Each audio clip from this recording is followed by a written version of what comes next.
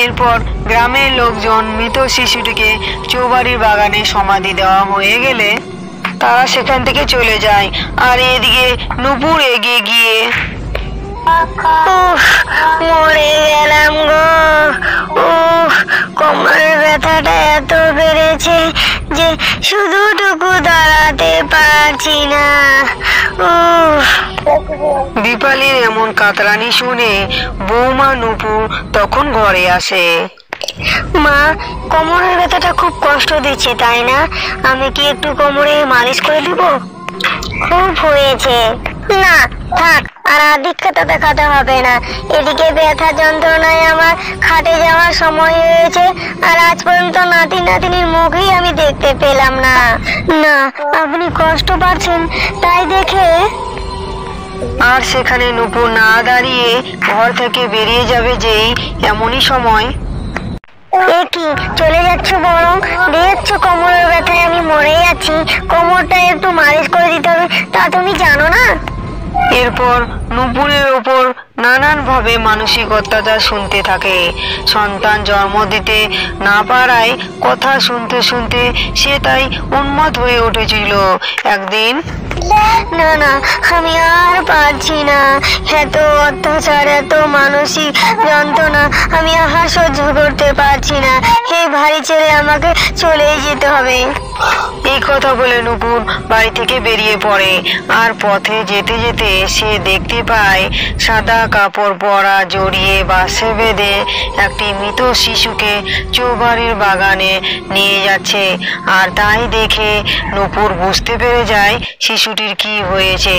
আর লোকগুলির সে পিছু পিছু এগিয়ে যেতে থাকে আর গাছের আড়াল থেকে লুকিয়ে দেখতে থাকে।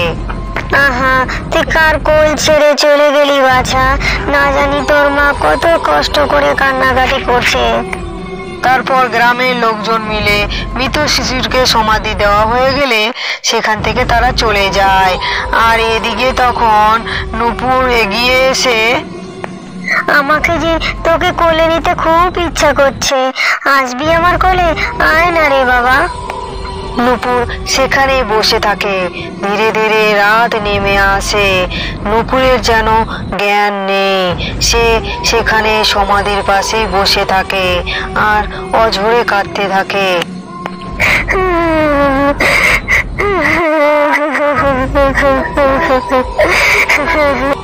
আর এদিকে তখন রাজা, না মা, না, আর দেরি করা আমার ঠিক হবে না।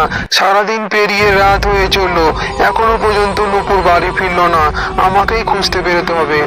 তোর সবেতে বাড়াবাড়ি রাজা। সে যখন নিজে থেকে গিয়েছে, থাক সেখানে। বাড়ি ছেড়ে চলে যাওয়া হচ্ছে, ঢং দেখাচ্ছে, লোককে জানাচ্ছে যে দেখো শাশুড়ি কতই না অত্যাচার করে। মরণ। রাজেশ কোনো কথা না বলে সে বাড়ি থেকে বেরিয়ে পড়ে। আর প্রথমে সে গ্রামের এদিকে ওদিকে খুঁজতে থাকে। আর ওদিকে চৌবাড়ির জঙ্গলে তখন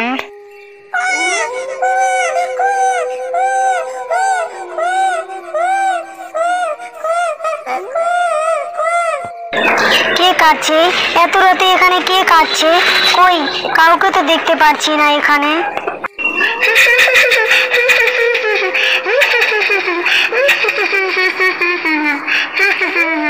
কে কে এমন করে হাসে? সামনে এসো, লুকিয়ে থেকো না, সামনে এসো লক্ষ্মীটি। আমি আমি গো, এই যে এদিকে এদিকে তাকাও। নূপুর সেদিকে তাকিয়ে দেখে একটা ছোট্ট ফুটফুটে বাচ্চা ছেলে তার দিকে তাকিয়ে তাকিয়ে হাসছে। আর ঠিক তখনই, আমিও আছি, এই যে এই দিকে, ভালো করে তাকিয়ে দেখো দেখো দেখো। তোমরা কারা? আর তোমরা এই চৌবাড়ির জঙ্গলে কি করছো? আমরা তোমার ছেলে মেয়ে গো, এতকাল তো তোমার জন্যই আমরা অপেক্ষা করছিলাম। সত্যি তো? তুমি এতদিন ধরে কেন আসোনি মা? আমরা তো তোমার জন্যই অপেক্ষা করে বসে আছি। তাদের সাথে কথা বলে নূপুর তাদের মুখে মা ডাক শুনে তার মন ভরে যায়। এদিকে রাজা তাকে খুঁজতে খুঁজতে অবশেষে চৌবাড়ি জঙ্গলে এসে পৌঁছয়। আর নূপুরকে দেখে বলে, এই তো তুমি এখানে? আর তোমাকে আমি গোটা গ্রাম ঘুরে বেড়াচ্ছি, আর তুমি ছেলে মানুষই কেন এরকম করছো বলো তো? চলো এবার বাড়ি ফিরে চলো। কিন্তু নূপুর বাড়ি যেতে চায় না। তারপর রাজা তাকে জোর করে টেনে হাত ধরে বাড়ি নিয়ে যায়। কিন্তু পরের দিন নূপুর সারাটা বেলা ধরে অপেক্ষা করতে থাকে। আর সন্ধে হতেই সে আবারও চৌবাড়ির বাগানে চলে যায়। তুমি এসেছো মা? তোমার জন্য কতক্ষণ আমরা অপেক্ষা করছিলাম। হ্যাঁ মা, আমরা সবাই তোমার জন্য অপেক্ষা করছিলাম। নূপুর দেখে সেখানে আরো কয়েকটি বাচ্চা এসেছে, আর তারাও তাকে মা বলে ডাকছে। নূপুরকে ভীষণ ভালো লাগতে শুরু করে। সে সেখানেই থাকতে চায়, বাড়ি ফিরতে চায় না। আর রাজা তাকে টেনে জোর করে বাড়ি নিয়ে চলে যায়। এইসব পাগলামি কি শুরু করেছো বলো তো নূপুর? তুমি কেন প্রতিদিন ওই চৌবাড়ির বাগানে গিয়ে থাকছো? ওখানে যে আমার ছেলে আছে, মেয়ে আছে, ওরা আমার সাথে কথা বলে, খেলা করে আর খিলখিলিয়ে হাসে। জানো, ওরা আমার কলে বসে আর আমি ওদের খুব আদর করি। চুপ করো নূপুর, লোকে শুনলে তোমাকে পাগল বলবে। আর শোনো, কালকে আমি কাজের বাইরে যাব, আর 3-4 দিন বাদে ফিরবো। কোথাও যেও না কিন্তু, সাবধানে থেকো। আর পরের দিন সকালবেলা রাজা যখন অফিসের কাজে ব্যাগ কাঁধে নিয়ে বাইরে বেরোতে যাবে, ঠিক তখনই দেখ বাবা রাজা, তুই অফিসের কাজে যাচ্ছিস ঠিক আছে, কিন্তু তার আগে বৌমাকে ওই মাথা খারাপ হাসপাতালে ভর্তি করে দিলে ভালো হতো না? আমি ভাবছি ওই পাগল বউকে নিয়ে একা থাকবো কি করে। কি আজে বাজে কথা বলছো মা, বলো তো? আমার দেরি হয়ে যাচ্ছে, আমি এখন চলে যাচ্ছি। এই কথা বলে রাজা অফিসের কাজে ঘর থেকে বেরিয়ে যায়। আর তখন দীপালি বলছি বৌমা, তুমিও তৈরি হয়ে নাও, আমরা একটা জায়গায় যাব। নূপুর আর কোনো কথা না বলে তার সরল বিশ্বাসে শাশুড়ির সঙ্গে বেরিয়ে পড়ে। এদিকে সারাদিন পেরিয়ে সন্ধে নামতেই দীপালি যখন বাড়ি ফেরে, তার সাথে নূপুরকে আর দেখতে পাওয়া যায় না। এদিকে সন্ধেবেলা হতেই চৌবাড়ি জঙ্গলে তখন এত রাত হয়ে যাচ্ছে, আমাদের মা তো এখনো আসছে না। এত তো রাত করে না আমাদের মা। তাই তো, আমাদের মা এখনো আসে না। আমার তো মায়ের জন্য খুব মন খারাপ করছে। আচ্ছা, মায়ের কোনো বিপদ হয়নি তো? দাঁড়া, আমাকে অনুভব করতে হবে মা এখন কোনখানে আছে। এরপর ছেলেটি নূপুরের গন্ধ কোথা থেকে আসছে সে অনুভব করতে থাকে। তারপর ছেলেটি বলে, বুঝতে পেরেছি মা কোথায় আছে, চল গিয়ে দেখি মা সেখানে কি করছে। তারপর সেই বাচ্চা ভূতগুলি একসঙ্গে বেরিয়ে পড়ে নূপুরকে খুঁজতে। এবং খুঁজতে খুঁজতে তারা অবশেষে এসে পৌঁছয় সেই গ্রামের শেষ প্রান্তে থাকা এক পুরনো বাড়ির সামনে। সেখানে বড় করে লেখা ছিল মানসিক চিকিৎসালয়, মানে পাগলাগারদ। এ কি, এখানে আমাদের মা আছে? কেন আছে? কি করছে এখানে? চল ভিতরে গিয়ে দেখি, তবেই বুঝতে পারবো। তারপর সেই বাচ্চা ভূতগুলি পুরনো বাড়িটির ভেতরে ঢুকে যায় আর গিয়ে দেখে লোহার গেটে বন্দি রয়েছে তাদের মা। এরকম ভাবে নানান কথা বলতে বলতে পিছন থেকে রাহুল কুমার মেজ ডাইনিকে এক ধাক্কা মেরে পুকুরের জলে ফেলে দেয়। মণিমালা, মণিমালা, কোথায় গেল আমার মণিমালা? কি হলো আমার মণিমালার? মণিমালা, মণিমালা। রাহুল কুমারের ডাকাডাকি দেখে সেখানে টুনি পাখি আছে। তুমি এসেছো রাহুল কুমার, আমি তোমার অপেক্ষায় ছিলাম। এতক্ষণ কোথায় ছিলে তুমি? নদীর এই স্থান নিরাপদ ভেবে আমি মণিমালাকে এখানে রেখেই সমুদ্রের তলদেশে পরিস্থিতি বুঝতে গিয়েছিলাম, কিন্তু এখানে এসে দেখি নেই মণিমালা। রাহুল কুমার, তবে তোমার সব কথা খুলে বলি, মন দিয়ে শোনো। এরপর টুনি পাখি রাহুল কুমারকে মেজ ডাইনির কথা ও নদীতে বান ঘটনার কথা খুলে বলে। আর ওদিকে তখন, শোনো বাচ্চারা, তোমরা একদম ভয় পেও না। ডাইনিকে শাস্তি দেওয়ার উপায় আমরা ঠিক খুঁজে বার করব। কিন্তু আমরা কিছু করার আগে যদি ডাইনি আমাদের খেয়ে নেয়? আরে, ডাইনি আমাদের ছোট বলে পুকুরে জলে ছেড়ে দিয়েছিল, কিন্তু জলপরি তো বড়, তাহলে? এইসব কথা আলোচনা হতে হতে সেখানে রাহুল কুমার এসে পৌঁছায়। মণিমালা, মণিমালা, তুমি কোথায়? তুমি কি আমার কথা শুনতে পাচ্ছ? রাহুল কুমার, তুমি এসেছো? দেখো না মেজ ডাইনি আমাকে এই পুকুরে। ও তুমি এখানে, এই পুকুরে? টুনি পাখির কাছে আমি সব কথা শুনেছি। এই নাও, জাদু মুক্তের সাহায্যে মানব রূপে এই পুকুর থেকে উঠে আসো। শুধু আমি নয় রাহুল কুমার, এই পুকুরে অনেক মানব সন্তানও রয়েছে যাদেরকে ডাইনি এরপর মণিমালা রাহুল কুমারকে ওই পুকুরের বন্দি বাচ্চাগুলির সাথে ঘটে যাওয়া সমস্ত কথা খুলে বলে। আর এইসব কথা শুনে রাহুল কুমার বলে, ঠিক আছে, তাহলে আমি এখন থেকে এই পুকুরেই থাকবো। ওই মেজ ডাইনিকে আমাকে দেখতেই হবে। তারপর রাহুল কুমার মানব রূপ ছেড়ে মৎস্য কুমারের রূপ ধরে পুকুরের জলে চলে আসে।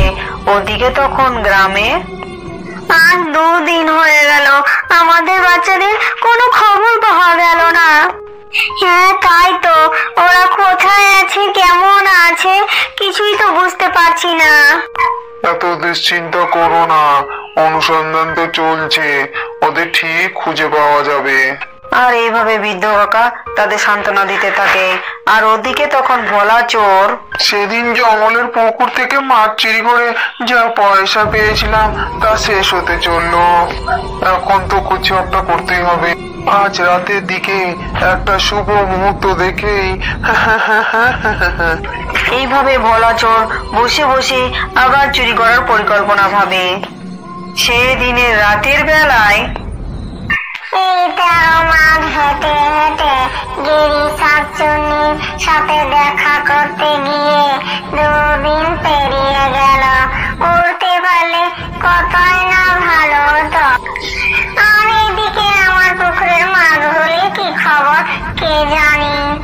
আর ডাইনির গলা শুনতে পেয়ে পুকুরের জলে সব মাছেরা, জলপরি, জলকুমার সবাই একদম চুপ। সে কি বলছে, সে কি করছে, সে কি করতে চলেছে, আমাকে আগে বুঝতে দাও। গেরি শাকচুন্নির বাড়িতে বেড়াতে যাওয়াটা ফালতু হলো। বেটে কিপটে শুধু তাল খেয়ে ছেড়ে দিল। কোথাও মাছ ভাজা, ছাগল, মুরগি খাওয়াবে তা নয়, শুধু শুধু হেঁটে গিয়ে আমি ক্লান্ত হয়ে গেলাম। এরপর মেজ ডাইনি আপন মনে কথা বলতে বলতে নিজের ঘরে গিয়ে শুয়ে পড়ে। তারপর হঠাৎ এই যা, পুকুরটা তো একবার দেখা হলো না তো। যাই, একবার জালটা দিয়ে ফেলে দেখি। ডাইনি যখন পুকুরের জলে আসবে বলে জাল নিতে ব্যস্ত, এদিকে তখন মণিমালা, বাচ্চারা সকলে তোমরা শোনো, আমি পুকুরের জল থেকে উঠে পাশেই লুকিয়ে থাকছি। কিন্তু আমরা জাদু মুক্তের সাহায্যে এদের বাঁচাতে পারবো না। এদের বাঁচাতে তো ডাইনির জাদুর সাহায্যের প্রয়োজন। হ্যাঁ, ডাইনিকে জব্দ করতে হলে ওর কোনো দুর্বলতা আমাদের খুঁজে বার করতে হবে। তোমরা নানান ভাবে ওকে কথার ছলে ব্যস্ত রেখো, দেখি আমি কি করতে পারি। এই বলে রাহুল কুমার মানুষের রূপ ধরে পুকুর থেকে উঠে আসে আর গাছের আড়ালে লুকিয়ে পড়ে। তারপর ডাইনি পুকুরে আসতেই, একে ডাইনি, আমাদের ধরতে তুমি মস্ত বড় জাল এনেছো। তুমি তো পুকুরে নেমে আমাদের ধরতে পারো। দূর বোকা, জলে নামলে তো আমার কোনো জাদুই কাজ করে না। আর জলে নামলে তো আমি ভালোভাবে সাঁতার কাটতেও জানি না। তাই আমি এই জাল ফেলে তোদেরকে ধরবো, বুঝলি? এরকম ভাবে নানান কথা বলতে বলতে পিছন থেকে রাহুল কুমার এসে মেজ ডাইনিকে এক ধাক্কা মেরে পুকুরের জলে ফেলে দেয়।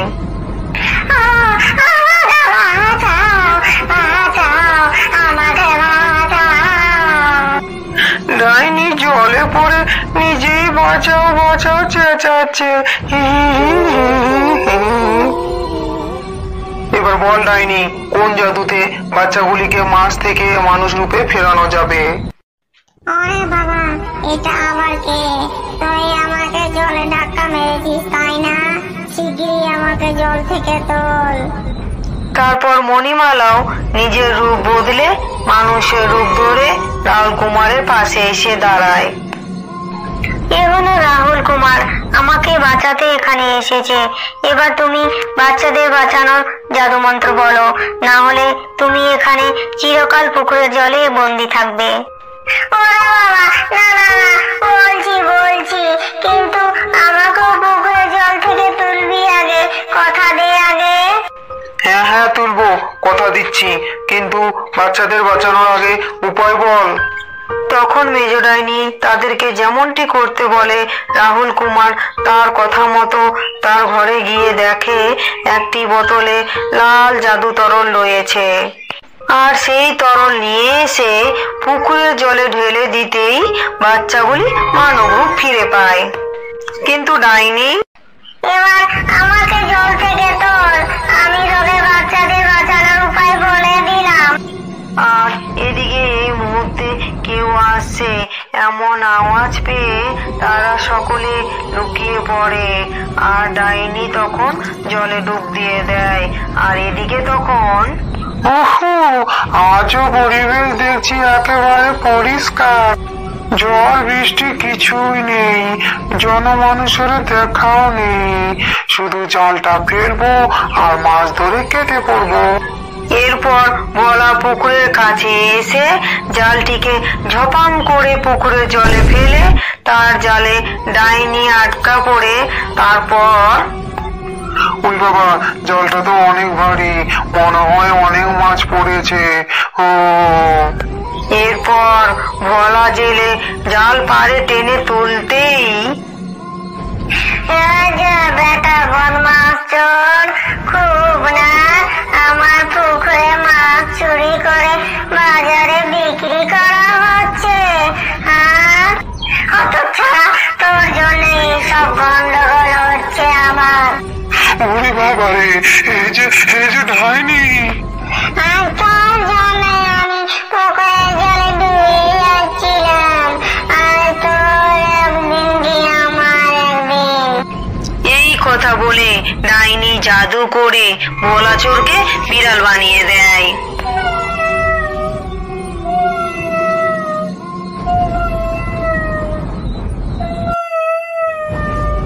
এরপর সকলে আড়াল থেকে বেরিয়ে আসে। ডাইনি, এবার তোমার মাছ চোর বিড়ালকে সামলিয়ে রেখো, আমরা এবার চললাম। এই কথা বলে মণিমালা জলপরি আর রাহুল কুমার সব বাচ্চাদের জঙ্গল থেকে বেরিয়ে গ্রামের ধারে কাছে এসে দাঁড়ায়। দাঁড়াও মণিমালা, আমাদের আরো একটা কাজ বাকি আছে। তারপর রাহুল কুমার বাচ্চাগুলির উপর জাদু করে তার কথা ও মণিমালা জলপরির কথা ভুলিয়ে দেয়।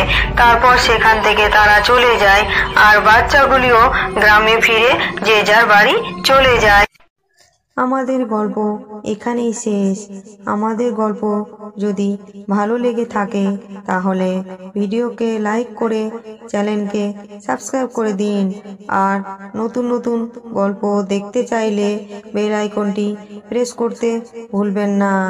আর কমেন্টে জানাবেন আমাদের গল্পটি আপনাদের কাছে কেমন লাগলো। ধন্যবাদ বন্ধুরা, সকলে ভালো থাকুন।